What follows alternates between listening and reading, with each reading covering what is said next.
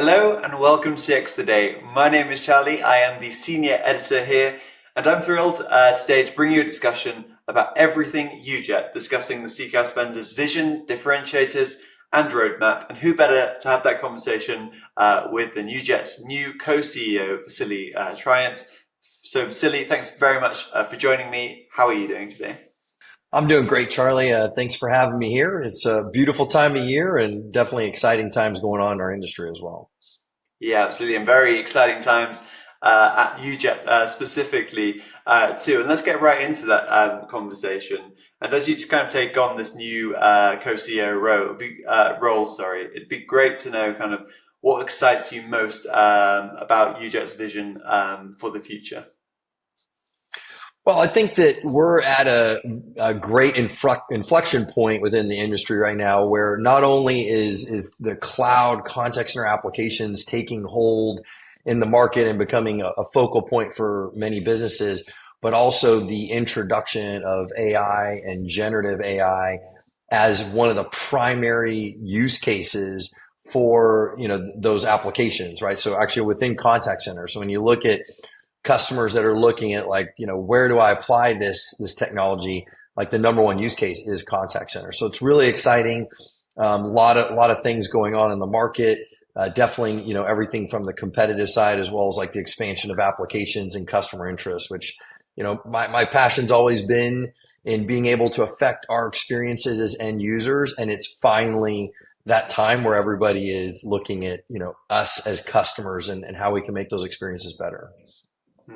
Yeah, and I think to an extent as well, UJET, in terms of that kind of balancing AI and Gen AI, UJET has always been somewhat ahead of the game.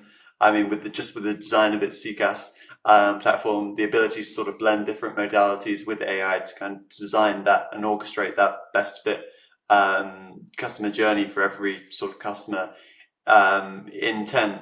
And I know kind of that's something we've spoken a bit deeper about before, but now kind of you're in that co-CEO role. I don't know if you can tell us about what you're going to do that's going to help kind of make that vision more of a reality for more of your customers.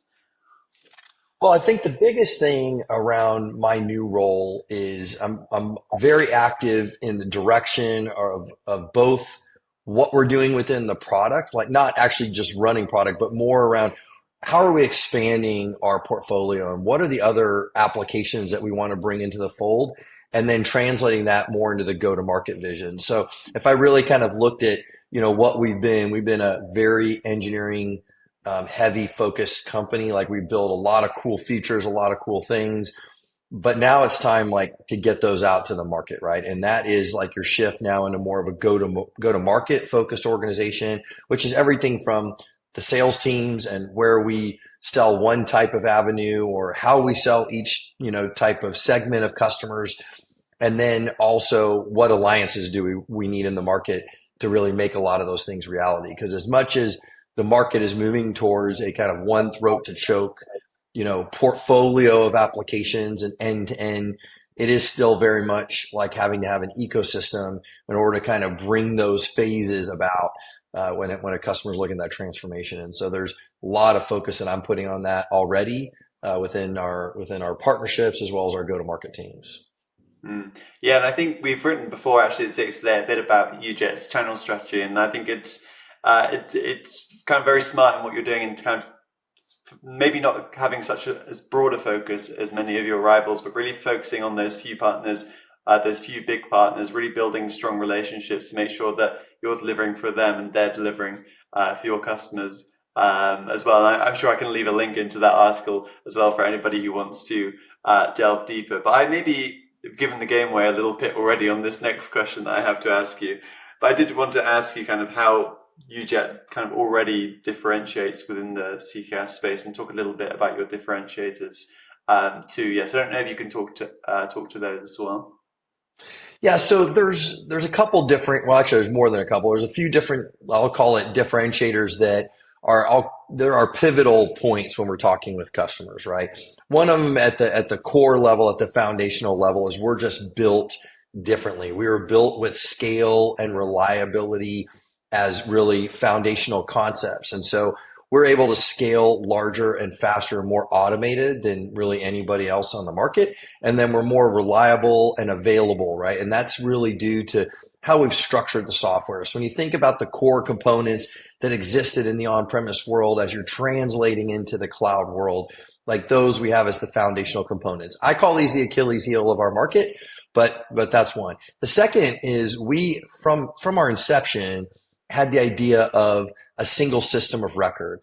And that is because we believe that all the data needed to be in one place for a variety of different reasons. It's for security. It's because customers want it there. Well, the business customers, right? But then also when you look forward, like how we were going to take that data and action it to turn into some tangible results, you had to get to a single system of record. Now, at the time, we didn't really think about AI specifically, but it was more around intent-based routing, predictive routing, proactive routing. Now we can do all this with AI and generative AI.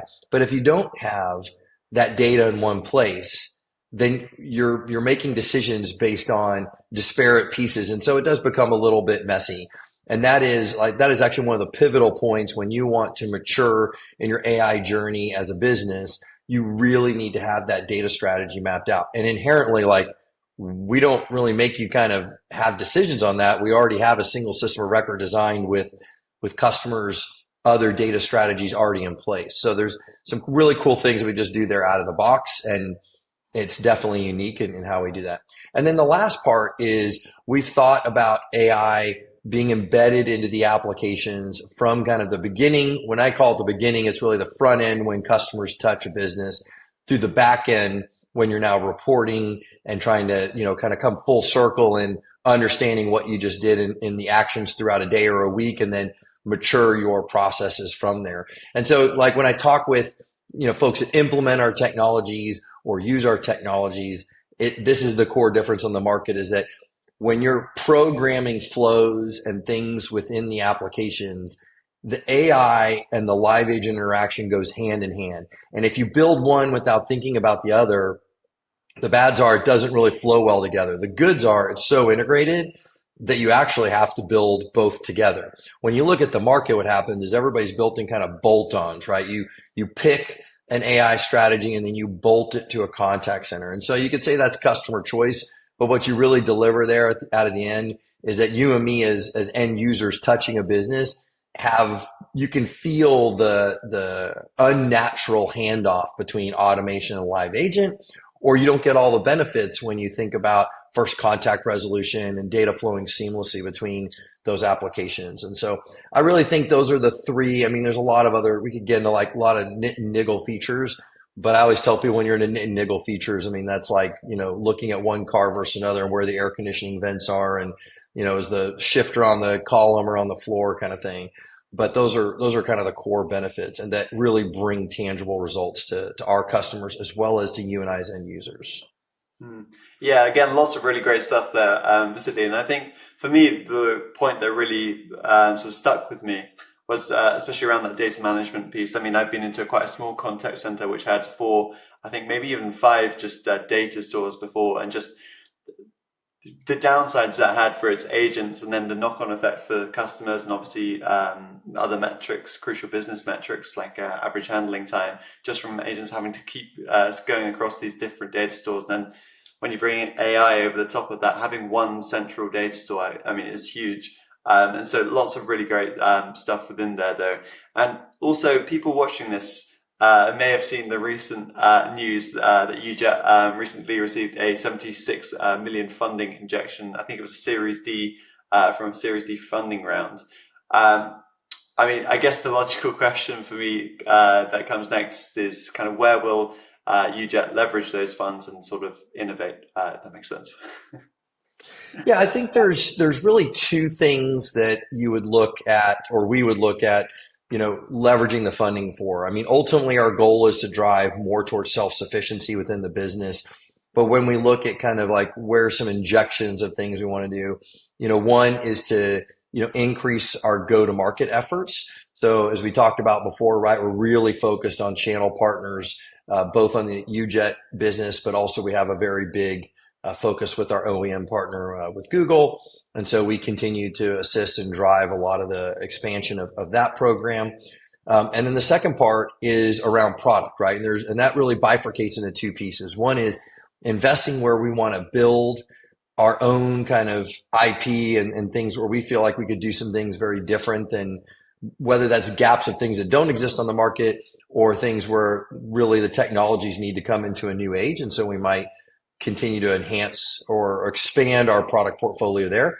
And then also, where do we want to look at either deepening alliances and or some inorganic options, right? And so there's places where you might accelerate the breadth of the portfolio by doing some inorganic things as a business. So we're looking really at both those things. Those are big focus items for me right now, because that's where our customers want us to go. That's where the prospects are asking us to go. And so we're going to invest in those places. Yeah, absolutely. And just as an addendum to that, I imagine some of the innovation might go to more of these capabilities aimed at the mid-market, as I know UJET very much differentiates in that space. And it's a big problem actually for a lot of mid-market companies buying a CCaaS solution. Even they have to buy something that's way too big for them and they kind of leverage just a fraction of that, or kind of leverage lots of different point solutions and sort of integrate them together. So I think that's another, maybe it goes back to the differentiator question, but for me, I think it's almost like what HubSpot's done in CRM is what UJET's kind of doing in CCaaS. That's my comparison. But yeah, I can blabber on